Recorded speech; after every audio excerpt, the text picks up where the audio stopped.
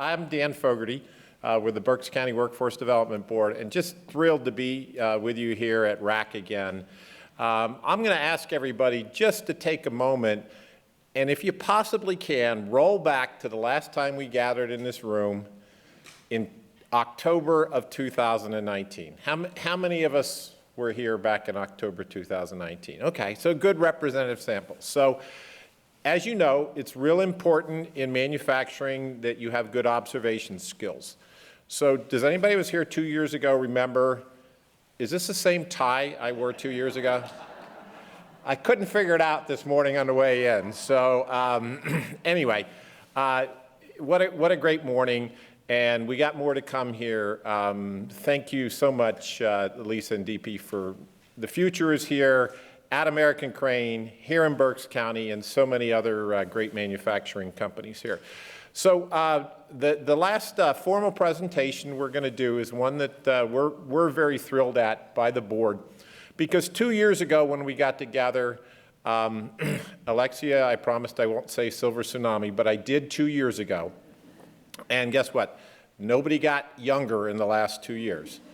So we at the Workforce Development Board, because of the importance of the manufacturing sector here, had spent really 5-6 years working on the talent challenges that manufacturing were facing. But if anybody remembers, it was before the pandemic hit that employers, does this sound familiar, were having trouble attracting the talent they needed, right? They're having trouble actually shipping product, particularly on second and third shift, because they didn't have enough people. And when you look at this kind of innovation, a lot of the smaller to medium-sized companies were hesitant to invest in technology because they were having problems shipping their product. That was October of 2019. So the board took all of this information that we heard, and we knew what we knew about the manufacturing workforce here. We didn't know what we didn't know. So the board commissioned a study to look at workforce skills out for the next 10 years. And the way we work at the board, we put together through our Training and Industry Partnership Committee a request for proposals. We put it out on the street. We didn't know who was going to submit proposals, but I am thrilled that we got a terrific proposal from the Economic Development Company right down the road in Lancaster County. And so we issued and finalized the contract, went to work in June of 2020 in the height of the pandemic, and after about 9 months of very hard work, they delivered to us last January a very provocative, helpful, and informative report on the skills gap in Berks and the 6 surrounding counties. So that's what we're going to show you next. It's my pleasure to introduce to you my good friend, Lisa Riggs, who I didn't know 2 years ago, and got to know real well, her and her team in 2020. And I wanted to have Lisa come up here and share with you. I think you're going to like what you're going to see from Lisa, what it looks like from the workforce here in Berks County and the surrounding counties going forward. So I also had the privilege to introduce Lisa, to see her bio, which is about this long and very impressive. So the most important thing, since 2014, she's been the president of the Economic Development Company of Lancaster County. She has embedded data analytics into how they help companies expand and grow here in our region. And the really cool job she had before that was she was president of the Lancaster Barnstormers minor league baseball team. So please join me in welcoming Lisa Riggs.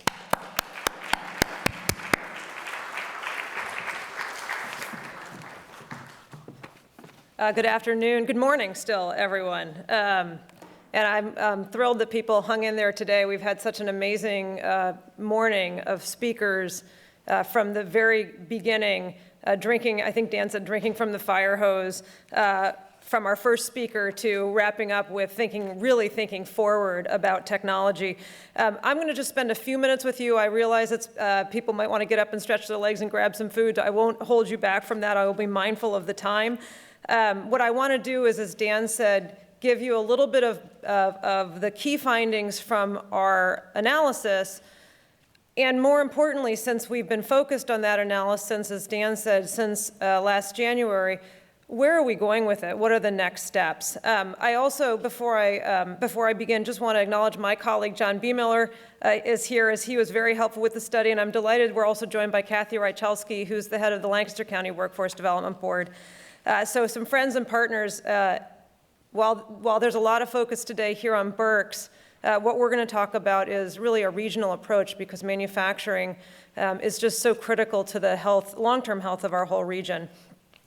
So just by setting the stage a little bit on this analysis, we were really thrilled to get the opportunity to work with Dan and actually a few people that are here today that we've never met in person until today. And why was this important to us? Not only is manufacturing important to us in Lancaster County, but this, the analysis that the Workforce Development Board here in Berks County was looking for really was a combination of a skill set that we felt we brought to the table, which is, as Dan said, a real focus on the analytics. So the analysis that we did is grounded in data.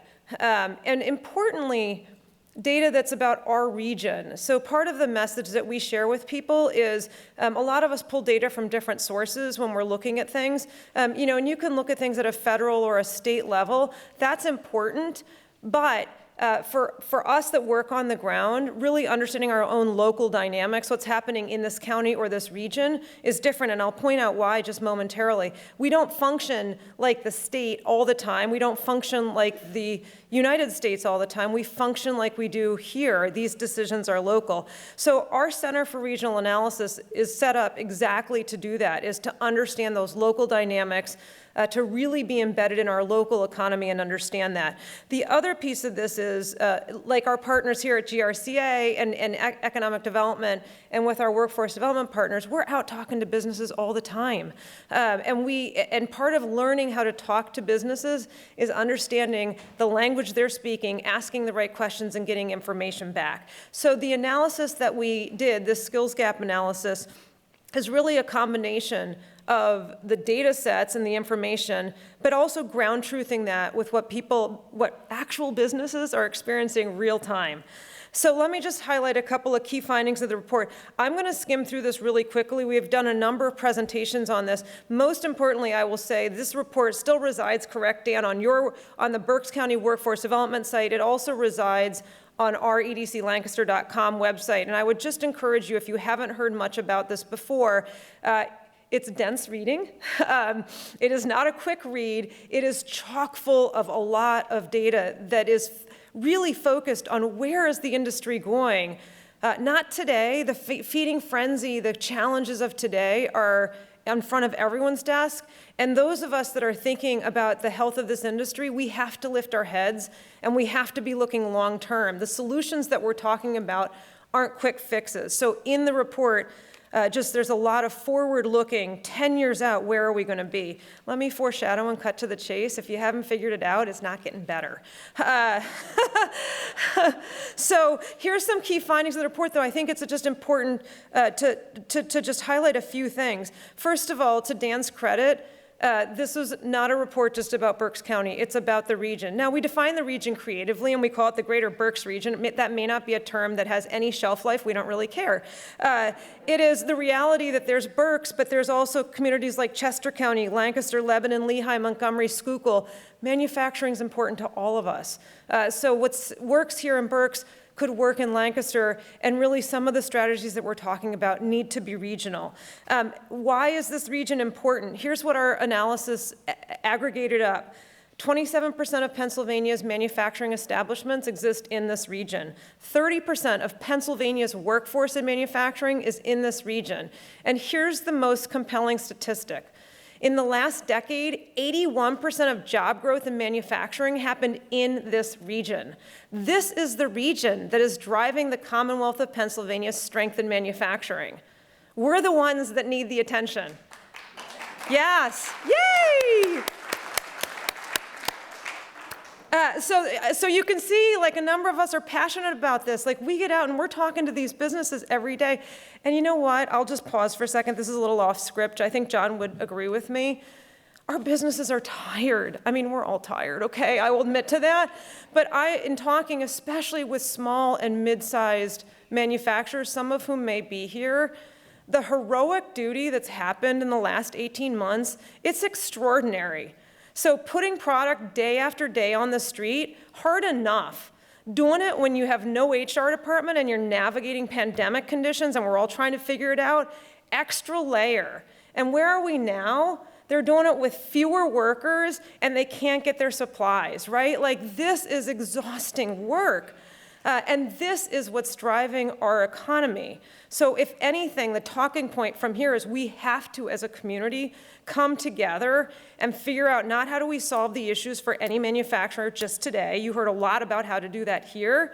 How do we figure this out for the long term? Because this is what's going to support our region.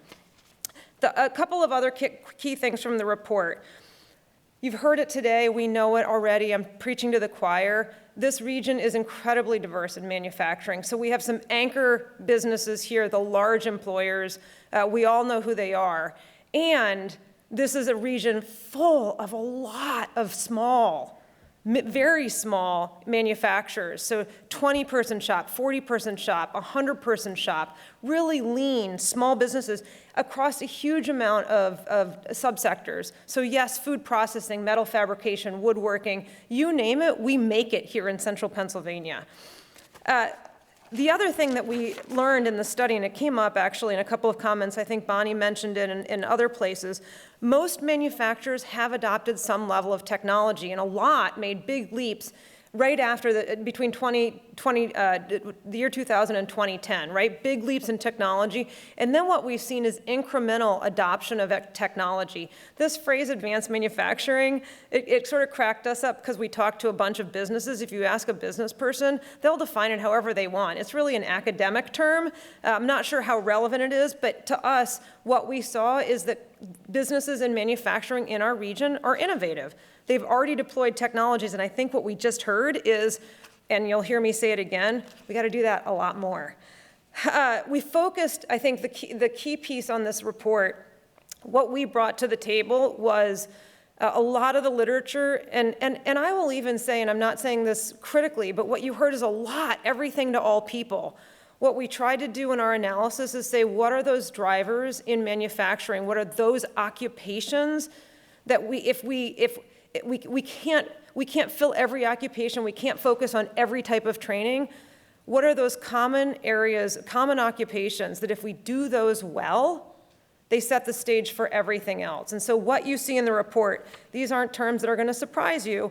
We focus on machine operators and tenders, CNC operators and machinists and welders. And then a smaller focus, we came back to maintenance being so critical, is we have to focus on those key areas, key occupations, and skilled maintenance. And so again, the conclusion of the analysis is not surprising. Here's the thing, the gap gets wider over time. The skills gap gets wider, the labor pool, the demand versus supply, it gets wider. Our demographics are not working in our favor. And if we stay with the moment of where we are, the pipeline of people going into manufacturing doesn't come close to meeting what we know are the needs, especially in this region where we're seeing this type of demand for the products that we make and the growth that we're already seeing. So what I want to leave you with, there's 3 points that I want to make because, okay, so what? We did the analysis. No one's shocked by it. Maybe I would like to think if you get a chance to go through there, you'll see some data points that are interesting, maybe underscore your points, can make, if you're in HR, they can make the case to your CEO or your budget director to say, we need more of this.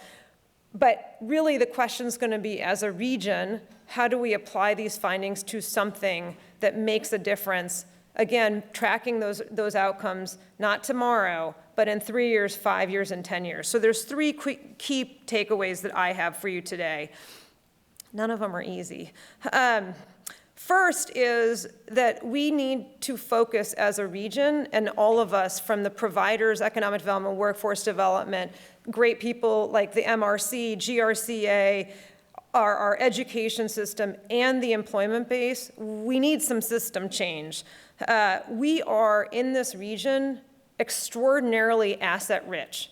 We have places like where we're standing today and Reading Area Community College in general, which is really held up as a model. We have the CTC network that's been mentioned here. We have awesome CTCs throughout the region. We talk to them as part of our analysis. We have the workforce development boards, the MRCs, the educational components from Lancaster. I got to mention our friends at Thaddeus Stevens.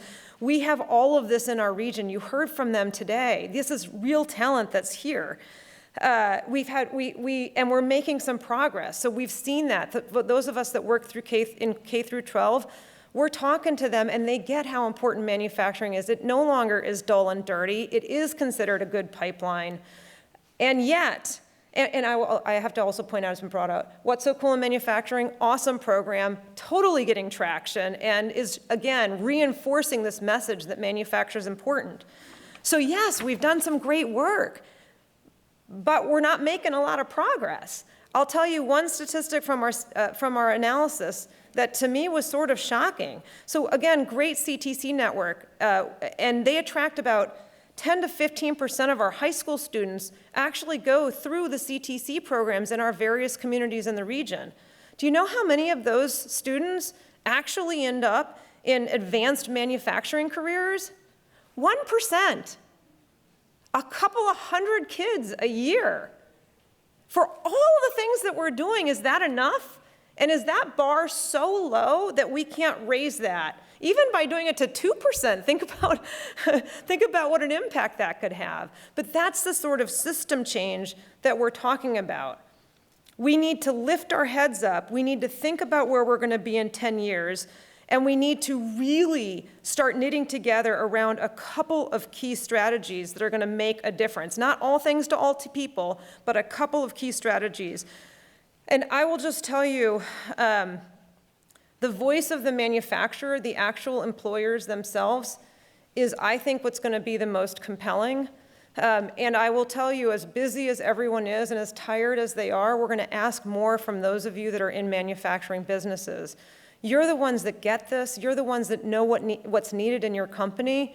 And you're authentic. You're credible. I'm just an economic development professional. I talk to a lot of folks. But if I'm talking to policymakers or decision makers or other local leaders, who do they want to hear from? They want to hear from the business people. So we're going to ask more of our business leaders to step forward. And on this piece, let me be clear. Systems change isn't easy work. It's a huge lift. And the things, for those of you that do systems change, this language isn't going to be new to you, but you have to focus on a couple of strategies. You have to align all of the resources, all of the players, and this is part of what Dan and I have been really struggling with in our conversations. It's hard enough to think about aligning players just in a community like Berks, where you have so many of them. You make that geographic footprint broader, that's a lot of alignment. How do you get all of the players rowing in the same direction? It's not going to happen in a pandemic environment. I think we figured that out. People are a little busy, and we'll get through this. So what are we doing next? How do we align and sit together, come up with a couple common strategies, come up with common language? That's come up a couple of times this morning. Continuously communicate with each other on what we're trying to do and how we're going to get there. Have a shared vision. I don't know what our vision is for manufacturing other than we want to keep it. But we should have something that's a little bit more articulated than that. And then certainly, and it's come up from others, we need to track clear outputs and outcomes. Are we moving the needle? Are we getting from 1% of CTC folks to 2%? Because if we're not, then we're wasting our time. And we all go to a lot of meetings where we're still talking, and I'm not sure we're seeing a lot of action. I'll speak for myself. So that's number one, is systems change. Number two, and the 2 and 3, I will tell you, have come up before, and it's interesting because I didn't plan any of my remarks with any of the other speakers, so we're clearly onto something. But number 2 is this real question with our manufacturing base, recognizing that a lot of manufacturers are small, and we have a number of large manufacturers.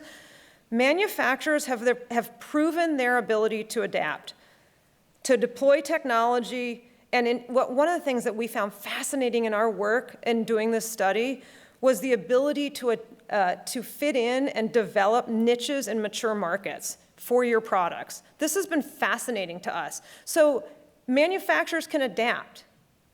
What we haven't seen, and what you heard over and over and over again today, and certainly from our keynote speaker this morning, can you adapt in the labor market? Because the labor market changes are here. So again, everyone, we actually heard from, John and I were with someone yesterday, they're like, are wage rates going down?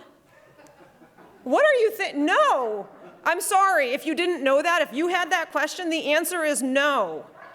So factor that in today, because you know what? We're not making that many more people. And in fact, many of us are getting to the end of our careers. Hallelujah. And the backs are going to be on the shoulders of a lot fewer folks. So can manufacturers adapt and figure out how to handle labor differently? We're in Lancaster County, we hear that still from manufacturers. It's a cheap input. No, it's not. It's your most critical asset. You heard that over and over again today. And credit to, there are a number of examples. There was one of the questions about who are models. We should really be lifting up those companies that are doing smart work and retention, smart work and fun, right? The 4/5 Fs that we heard from Denise this morning. Let's really celebrate those companies that are doing retention of their employees well. I'd much rather focus on retaining the good talent and the institutional knowledge than run around on a chipmunk wheel and try to find the kernels of people that are left out there, right? So focus on who you have and do that really, really well. And there's a whole bunch. We've talked about customized training, certification programs, evaluating shifts, capturing institutional knowledge. I'm just going through my notes. This is all stuff you heard from people far more technologically knowledgeable than I am. Listen to what they said today, because it was great advice. And I think for those of us that are in the service provider side, the economic development, workforce development, and industrial resource councils, what we need to do is figure out how do we get that information more easily to our manufacturing partners who are just so blessed, busy, and tired, right? It's our job to figure out how to make it even easier for you. That's our biggest challenge. And then my last point, so we've talked about systems change, we've talked about adapting on the HR and workforce issue. My last point, interestingly enough, Lisa and DP, is around deploying technology better, right? So I'm not sure this is, maybe this is controversial to say. In economic development, our metric forever has been, how do you create more jobs? John and I are getting sick of saying that. Jim, I don't know if your team is. We don't need to create more jobs. We have plenty of them. Thank you very much.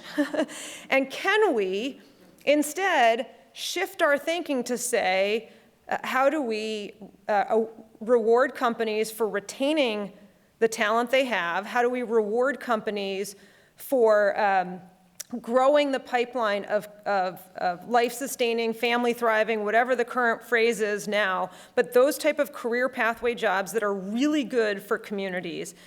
And then the piece that I want to add is how do we change the narrative so it's not so much on creating jobs, but actually putting in place technologies or innovation that, here's a thought, might actually reduce your payroll, right? So today what we're doing is technological improvements where you still, we're not seeing people necessarily lower the number of employees, but they're putting in technology to do things so that they can make a product more efficient, maybe reduce some waste.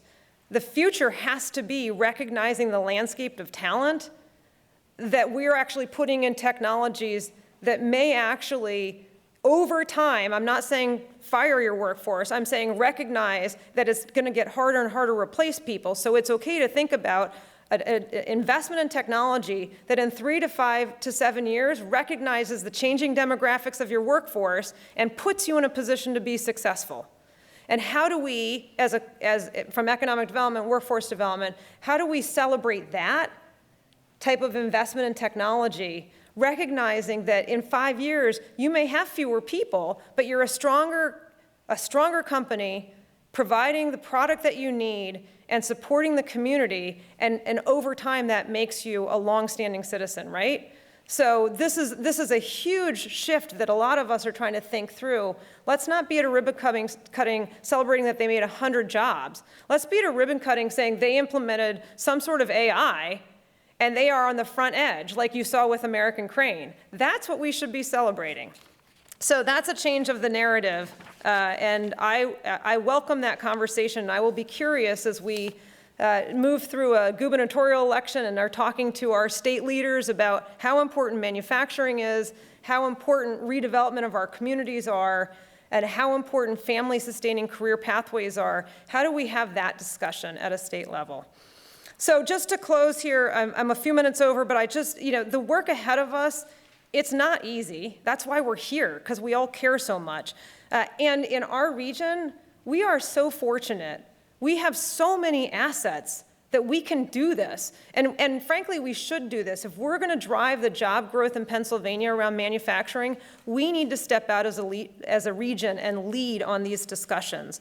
We have great manufacturers of all shapes and sizes. We have incredible assets like our host here at RAC. We have K through 12, some incredible superintendents who have just been amazing the last 18 months, our CTCs, community colleges, higher education institutions, and then people like me and Kathy and Dan and that network. So my challenge to you is let's not make this a conversation just about today and how do you take what you learned back to your workplace. Let's make this a conversation for the region that moves ahead over the next couple of weeks, months, and years. And with that, thank you very much.